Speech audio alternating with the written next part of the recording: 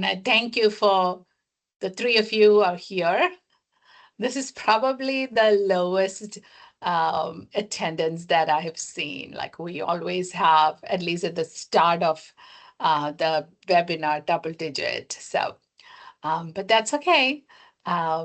We will still do it. This is our monthly webinar for prospective students. We are here to answer any questions that you may have. Okay. So again, hello everyone. Thank you for joining today's session. My name is Sunela Thomas, and I am the program director for the Masters in Business Analytics and AI program at UTD. These sessions are mainly catered to answering your questions, but sometimes giving you a little background of the program will help answer many of your questions. I have with me here Sylvia Leventhal. She's the program manager. And so please ask questions in the chat as they come to your mind. And if any questions can be answered with a link, she will post it right away. And we'll certainly have time in the end so that you can unmute and ask questions or put it in the chat and I will answer. Okay. So I want to address our wonderful campus. It is a campus, if you came now, you'll see a lot of construction. We are having our third building for the Jindal School of Management, which will open up next fall. I would say next July, we will move over there. So UT Dallas, I would say it offers an exciting environment for graduate education, right? Because it's a growing campus, we have almost 30,000 students, and out of that, 4,300 of them are graduate students in Jindal School, okay? Texas is known as a growing state in terms of opportunities, any kind of opportunities, okay?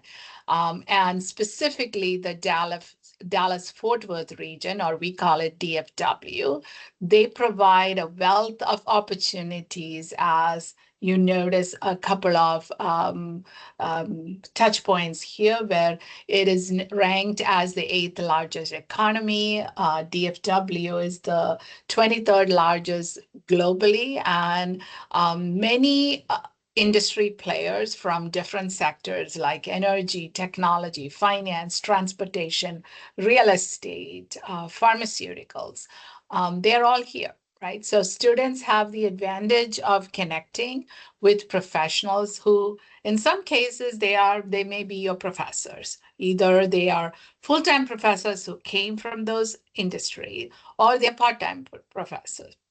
In some cases, you have guest speakers or guest speakers in classes, guest speakers as part of student org, guest speakers as part of other events. Like next week on Tuesday, we have our inaugural AI Day that I'm proud to say that we have almost 500 industry professionals coming. At the same time, we have almost 400 students participating in competitions. That's in addition to that, right? And then in addition, some of these industry professionals who are coming for the AI Day, they're actually going to classes, different classes between that day and that week and speaking in those classes. So you get those networking opportunities with industry professional, or I would call it as future employers, okay?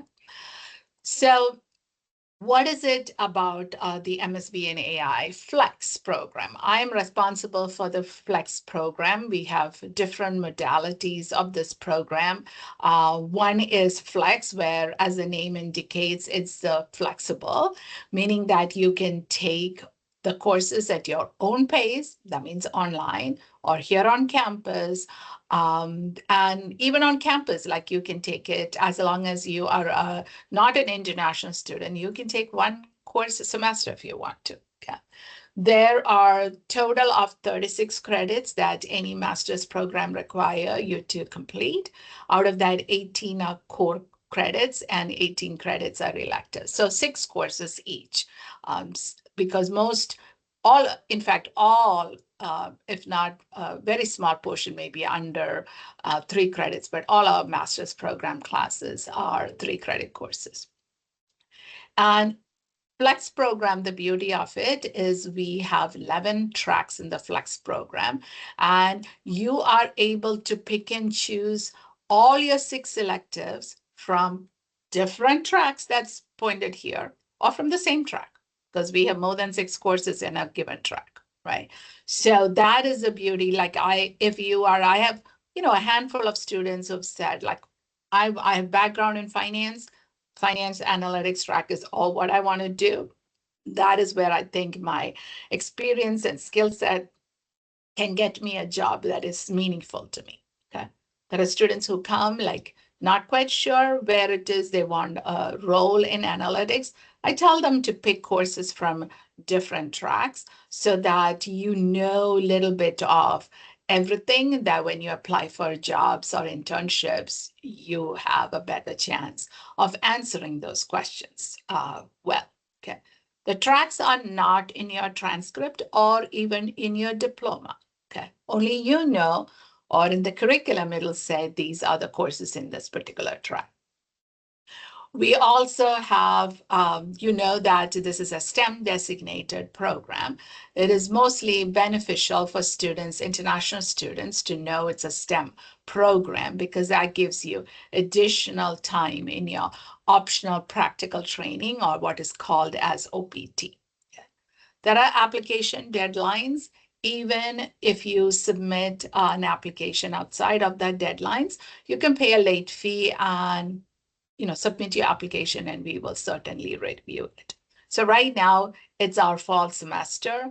And we are, even though the deadline for spring was October 1st and it starts in January, we're still reviewing applications that, students have submitted after the deadline. So what are the application requirements, right? That's usually the next question that comes. It's, as I mentioned, it is rolling admission. So you submit your application.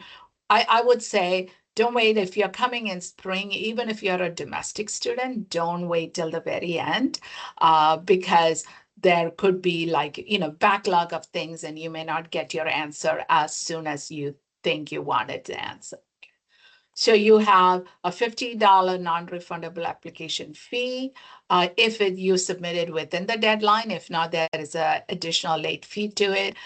International students also pay $50 for credentialing. Their undergraduate transcript that they submit. You have a 1 page of personal objective statement. These days, because a lot of students try to submit it through an AI generated statement, I am going to tell you, just submit your statement. Why are you looking to do the Master's in Business Analytics and AI Flex program? Like, what is your driver? Because believe me, you have to have some kind of purpose taking the courses, right? Because the courses are not easy. I can tell you up front. Master's programs generally are not easy programs because you have to apply your knowledge, not just learn something in class to get a score in your grade. You need to, if you want to be successful, you need to apply that. And in order to apply it, you have to actually love that those courses that you're going to take. You need to submit your resume and your unofficial transcript, undergraduate transcript, right? And then if you have less than 2 years of work experience, then 3 letters of recommendation is also required. I'm going to tell you that because we are moving to a new platform for summer and fall, if you submit for the recommendation, follow up with your recommenders, whether they got the notification from UTD. If they didn't, please contact admission@utdallas.edu and let them know that your recommenders did not get the automated email from UTD. Okay, that helped because the reason I pointed out, I have one student who reached out basically saying, hey, my recommenders say that they didn't get it. And I noticed that the student application was for summer 26, and we have a new platform, and maybe something fell through the cracks. Okay. GMAT and GRE scores, it's optional. If you submit them, we will take that into consideration while we review your application. If you don't submit them, we don't look for it. Okay, so my word of advice there is submit it if it's a good score. And the next question I'm pretty sure is going to be, what is a good score? For GRE, I would say anything about a 310 is considered a good score. We do have scholarships and TA-ships. TA-ships are only available for students from second semester onwards. It's not available for first semester students, okay? And scholarship, that's a totally separate application. There's nothing that you need to pay for it. So my recommendation is if you submit your application, don't wait to hear back about the admission to submit the scholarship application. Just submit the scholarship application if that is what you're looking for scholarship. It's a highly competitive scholarship pool. And as a result, the deadline is we are key on that deadline. If you do not submit it by that time, then you're not considered. So what we will then do is we'll only look at your scholarship application after you got admitted. We'll wait for that, but at least your scholarship application is in there. Not all students get scholarship. There's as I mentioned, it's highly competitive. So there's a lot of, we look at it's done holistically. So we look at your undergraduate GPA. If you have work experience, we look at that work experience. There are I have students who, at least in the last 2 semesters, who has done like 20 years industry experience, and then they're trying to look at it from a different angle, learn something new, look for a new profession. So you have that extremes also in there. And then what is it that you do outside of your grades and your work, right? If those are the 2 things, all that are taken into consideration. A couple of quick notes on scholarship. One, if let's say you got scholarship for spring 26, but you decided to defer it for some reason or other, scholarship does not get deferred, okay?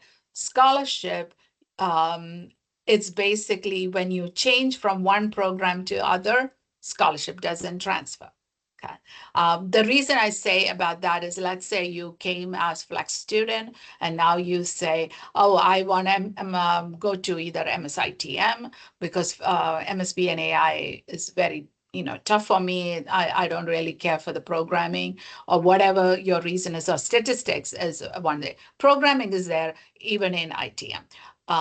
So if you transfer like that, you can definitely change program, but scholarship doesn't go through. If you are awarded a scholarship for fall semester, that scholarship is for fall and spring. If you're awarded a spring scholarship, because that's where you're incoming, it's only for spring. So think of it as an academic calendar. So if you come in fall, our semesters are fall and spring. So you get for both. If you come in spring, by the time fall comes in, it's a different academic year. So you have the ability as a continuing student to apply for scholarship also. What does the scholarship mean? If you are an international student, that scholarship means that you have 50% reduction in your tuition.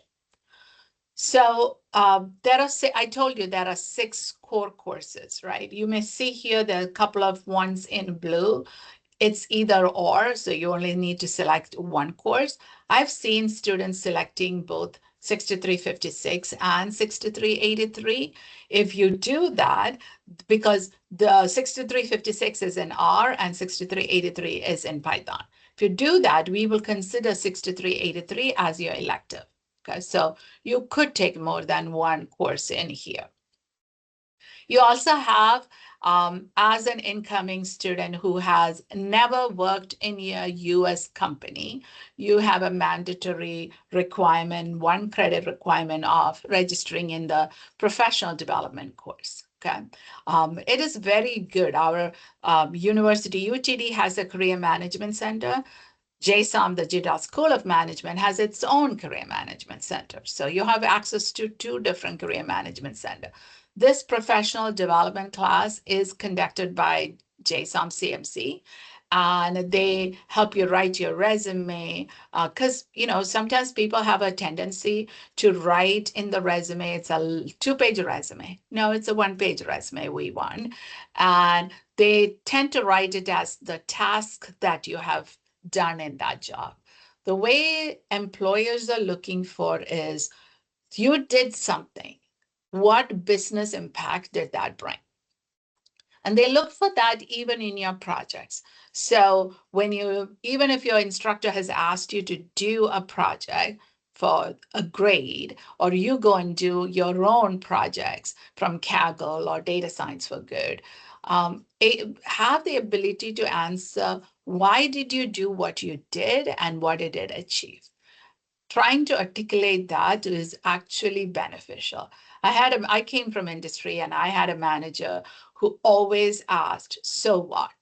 And that kind of is instilled in my brain. Like anything I do, I ask, so what?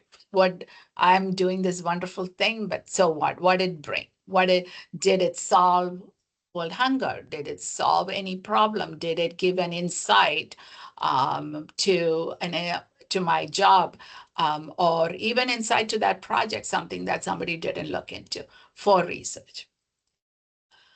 So typically for semester, I tell you, yes, the MAS 6102 is there. Typically say take 6320 and 6359. If you have technical background, then I say go ahead and take 6356, because I recommend students in their first semester, if you have never studied in a US university, to take only 9 credits, or 9 plus 1, 10 credits. Because UTD has a tremendous amount of resources that we offer.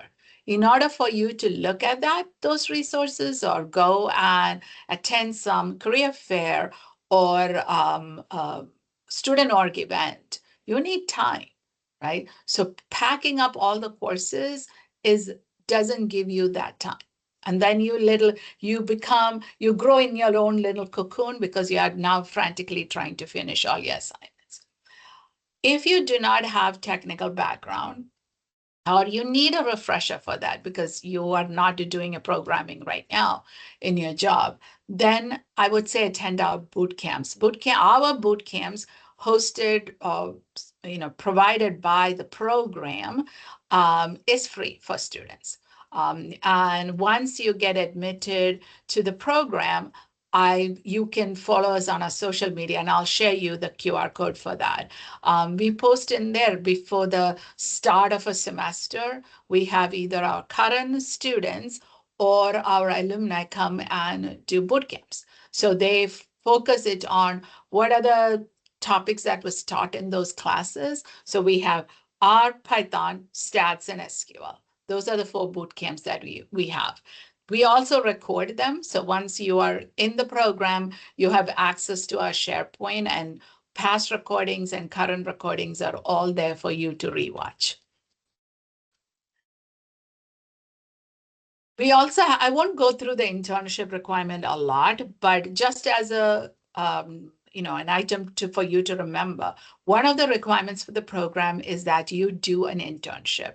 And you can do the internship as paid or unpaid. You can do the internship as in-person or remote, but it has to do with analytics. Okay, that's the key part to it. Okay, if you don't get an internship, then we have a course called Analytics Practicum that you can take. That's a 3 credit.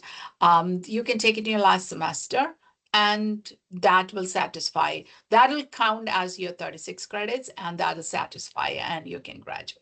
If you want to look at some of the companies our students have worked, go to LinkedIn and search for hashtag UTD MSBA, and you'll find a lot of students. That's part of their requirement if they're doing internship to post about what they did. That gives you an idea. What did they do, number one, and what are the companies that they were interning? That helps you to figure out, I can knock on that company's door or send them the resume or make a cold call or network with somebody in there. Students always want to know, education is expensive, right? So whether you got a scholarship or not, it's still expensive. So students want to know, what is the outcome? Like, what am I getting out of this program? What kind of salary are we, can we depend on?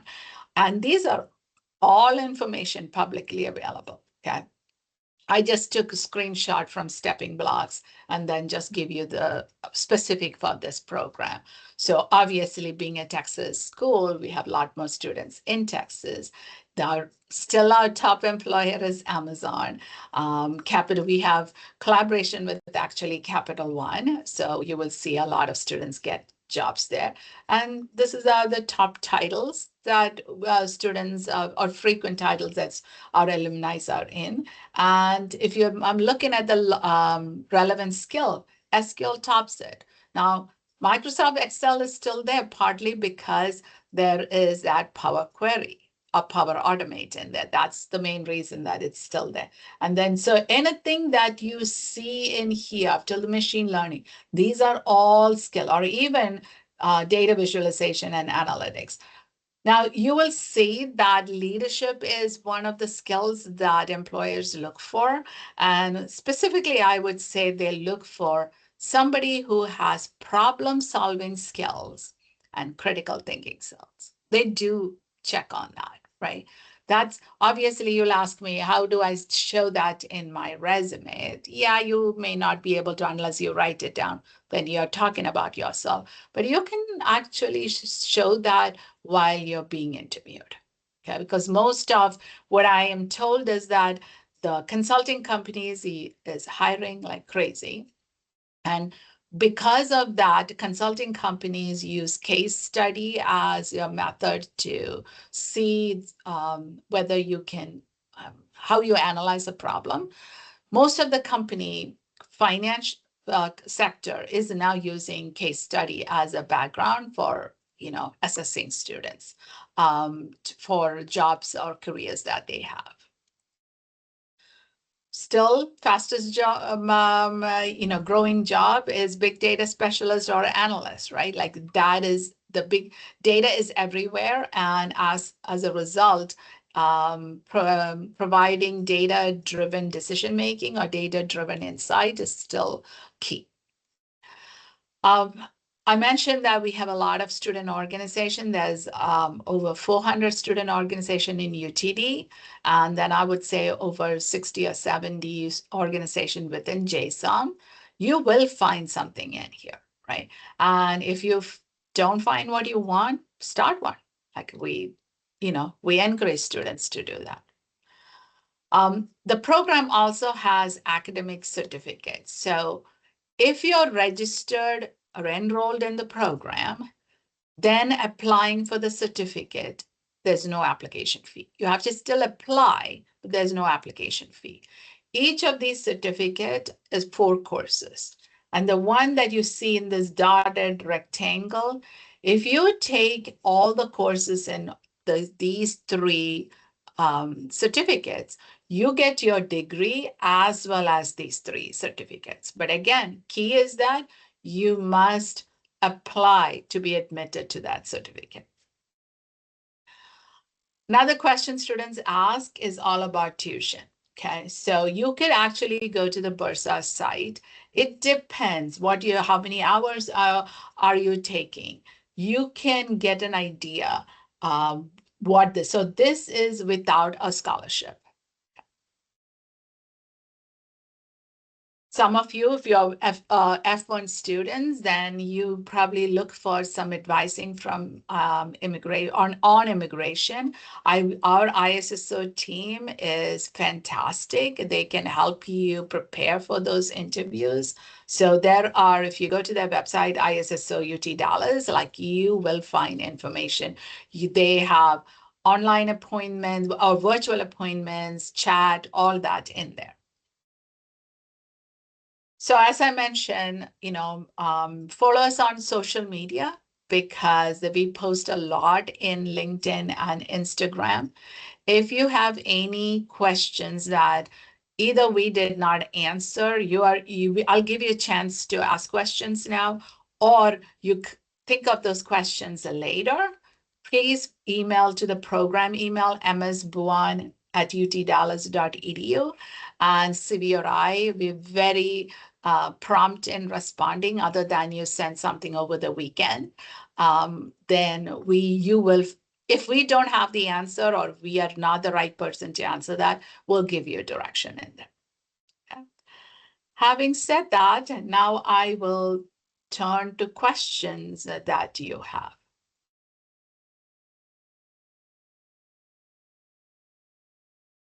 Okay, let me see in chat. Looks like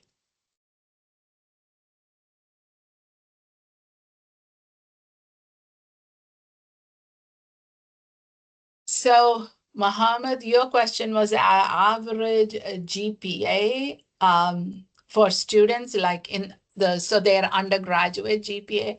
I would say the average is about a 3.2.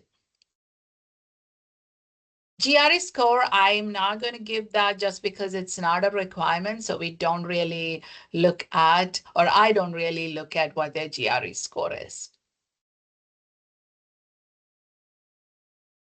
Okay, so Daniel, the student appointment to enroll. So if you are already admitted, you accepted the admission, then if you go to the student portal in Galaxy, you will find the time, the date and time for your enrollment appointment.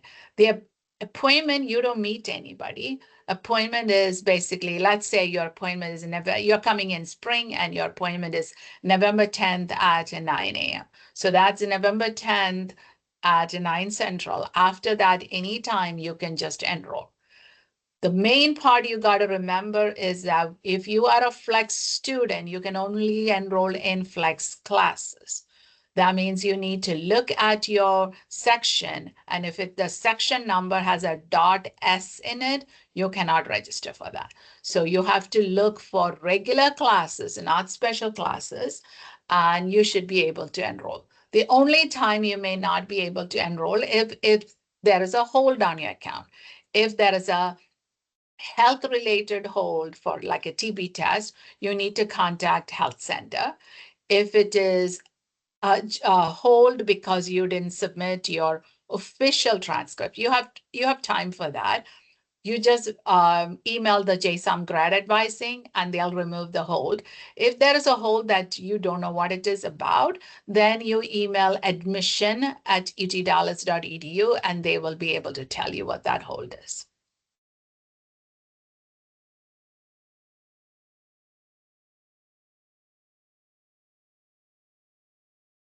Okay, it looks like all the questions have been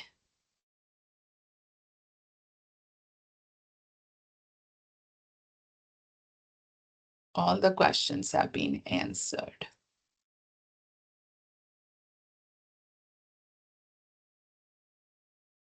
Oh, I would say, Muhammad, I am going to say at least 40% of the students. There are a lot of students, probably close to 50 who are not technical. I have students from arts and history background. Okay. So mainly because, and that's why the part of it is once you're a student here, I give you also access to Data Camp Pro. And that helps student. I always tell them you have to learn something on your own.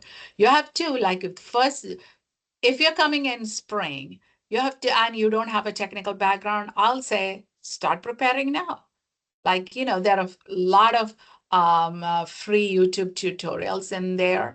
I told students yesterday that if they emailed me with their net ID and you have enrolled, I will give you the access. Typically, I don't give them unless they are on campus. But in this case, since they're a time and you're a non-technical student, I would like to see you being successful.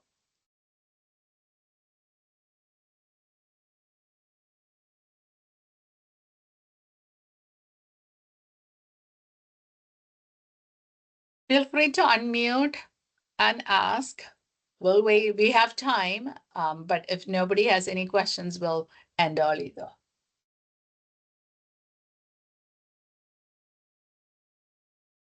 Hi, Sunela. This is Karina. Yes, Karina. I have a question regarding the assignment that you mentioned. If you haven't worked in a news company, can you repeat the name of that assignment and when would it be recommendable to take it? So the professional development. Yes. The professional development class, if you have not worked in US, that should be taken in your first semester. Okay, so I need to take that into consideration, right? When I'm Yes, you will enrolling? take that into consideration. So if you're an international student, to being full-time, you need 3 courses, which is 9 credits, plus this one, so that will be 10 credits. Okay, and can you repeat the code of those ones?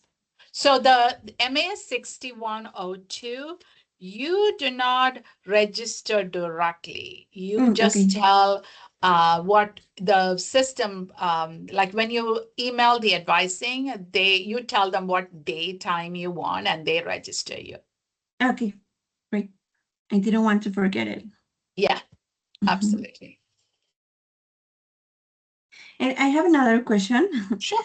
Regarding on-campus jobs. I saw in one of your videos that you can apply as soon as you get to the city, but Yeah. do you have a link to start checking on those jobs? So the whole part is that all the jobs are posted in a tool called Handshake. You will automatically get a Handshake account after you are enrolled and right before start of the semester. Okay. So Okay. you cannot apply for any jobs in Handshake unless you are on campus. I see. Okay. And the other one that I'm going to say is that, and this is something when I took this role last year, I found out is think of it when you apply for a job, even not on campus, somewhere else, you're applying for a job. Okay. Right now, in reality, if you just send resumes, nobody is going to look at it. Yes, sometimes it will, but that you are trying your luck in there. You need to network and know somebody, right? That to kind of say, hey, how is this? You're going to need a recommendation, things like that. Similar goes for even on-campus job. If you walk around, ask your peers who already have an on-campus job, where they're working, go to their workplace, talk to the manager there. Everybody is friendly here, okay? And basically share with them that you're looking for something and follow up. Like that constant networking will help you find. There is, if you look for campus job, there is, in their campus dining. I've a lot of students of mine in campus dining. Off campus, we have some restaurants or eating areas that I've seen. Whenever I've gone, I've seen students there. And they're in library, in student worker for certain departments. So there's a lot of opportunity available for that. But Okay. you have to be on time too, right? Like I'll give you an example. I Mhm. posted a link for a job, I want to say Monday, because a friend of mine posted it, I reposted it on LinkedIn. So Monday, first thing in the morning, I reposted it. Okay. I had a student of mine, past student of mine, reach out to me yesterday evening saying, That link is not working.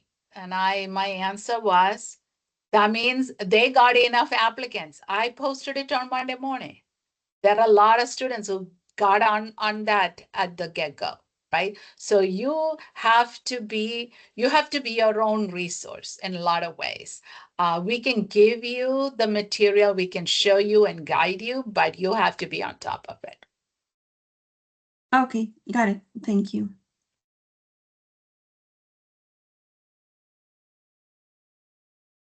Go ahead, Mohammed. Hi.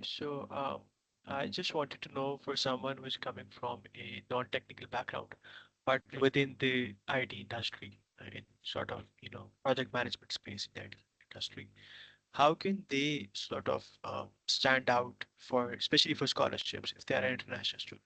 Because they might not be able to demonstrate their technical, skills through their Yeah. application. What else is a factor in scholarship? Yes, so I told you technical skills is not what we look for in our scholarship application. Certainly will look at your undergraduate GPA. If you have work experience, we look at your work experience, whatever work experience that may be. And then in your application, I think again, it asks you to write a statement of purpose for that scholarship. Like you have to showcase something that you have done outside those two areas, showing your leadership skills. But the first cutoff will be at some point, like it's going to be that combination of grade, and because that is something numerical objective that is available, right? So the undergraduate grade and then your work experience, if you don't have. I have students who came straight from undergraduate into graduate, no work experience in between, and who have got scholarship. Right, right. And if someone doesn't have, outstanding GPA in the undergrad, would a good GI score help with that? Yeah, definitely. Yes. So, one thing I didn't point out is that in your scholarship application, there are two types of scholarship. One is program excellence, and the other one is dean's excellence.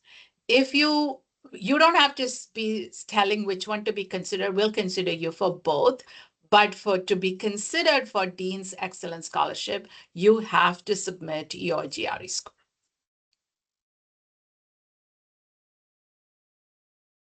Got it. I have one more question. So just out of curiosity, I'm just trying to understand, especially during the past couple of years, um, after these LLM tools have become available and there's a huge impact on the job market of AI and, all the layoffs and all. What kind of shift in trends have you noticed for the kind of roles that the program prepares students for? For example, data analyst, business analyst, BI analyst, and so on. Has the demand shrunk, or what? Also, have how has the program basically evolved in the wake of these changing market dynamics? Have you had new courses, new material, or new skills added to the program? Yes. So to add, the short answer is yes, and I'll detail it. We added a course last spring called AI in Business. We started as a special topic course, and it became a permanent course in fall. We have a course called Applied LLM has a permanent course number. We added a course AI in Advanced Database in AI Analytics. That will be it's already running this semester, and it will come as a permanent course next year. And so we already had applied ML, applied natural language processing, applied deep learning. We already had those courses. Any course that can add an AI component to it, instructors have added. We've encouraged them to add. And the other part of it is those roles that you mentioned, those are still valid roles. The one role you did not add to it is data engineering roles. There is tremendous number of data engineer roles that are available.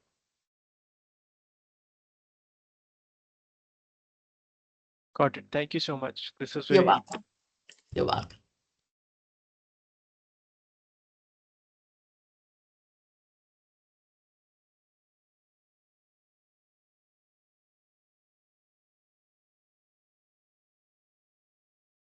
Anything else? I have one more question if I can. Right.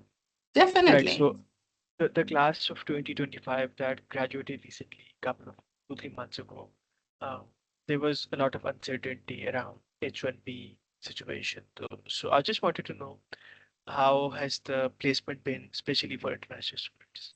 So if you noticed, I want to say 2 days ago, maybe that's also on Monday, there was some clarifications on that H1B. If you are an F1 student, you are still in US converting to an H1, there is no fee to it. The H1B fee is for somebody who's coming from outside the country to work and converting to an H1B. So an F1 to H1B does not have a fee as long as the F1 student stays within the country. If they go back to their home country, yeah, then that H1B fee will uh, be there. The 100K fee will be there.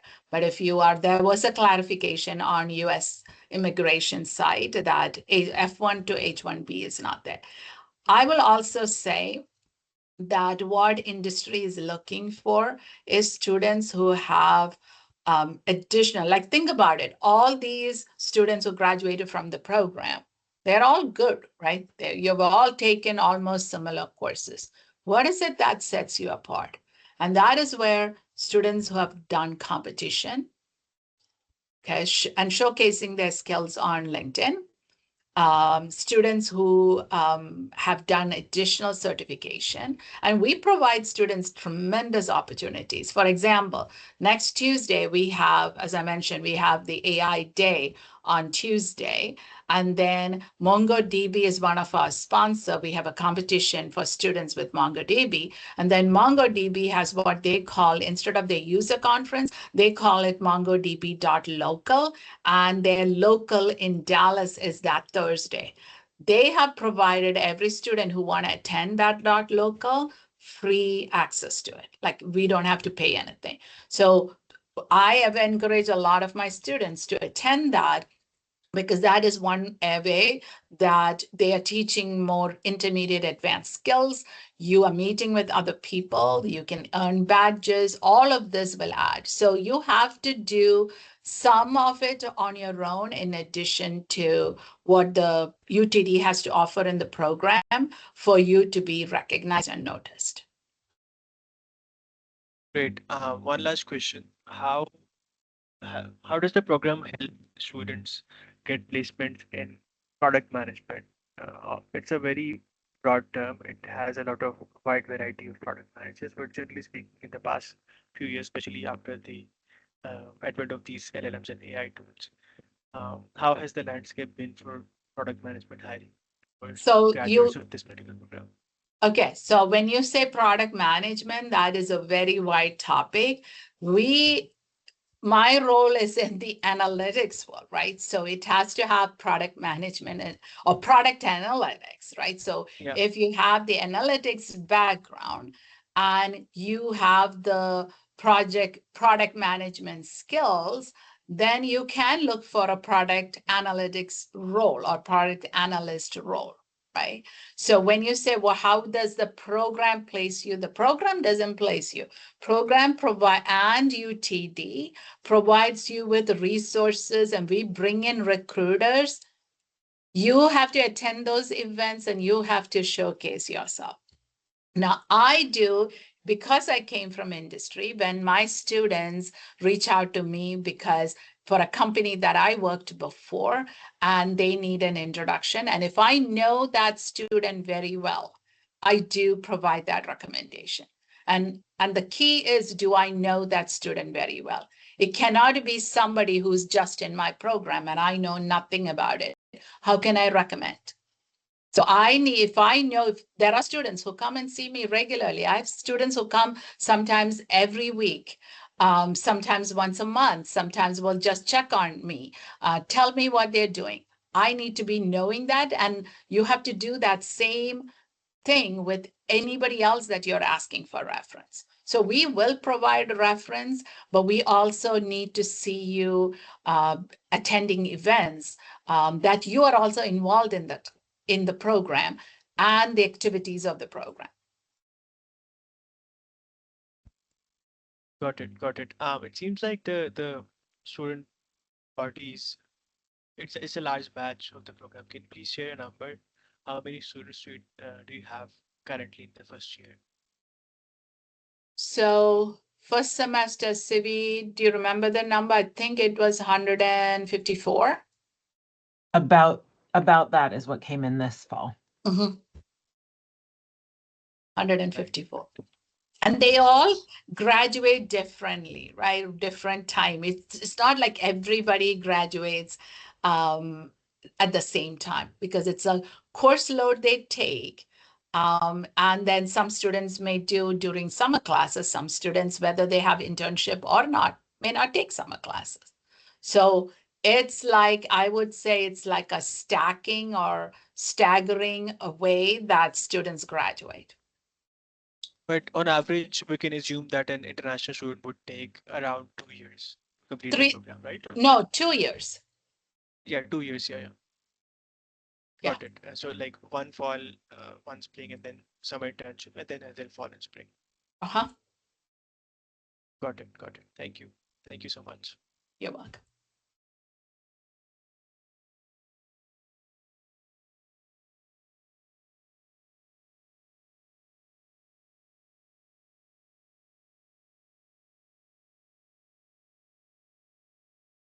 Any other questions?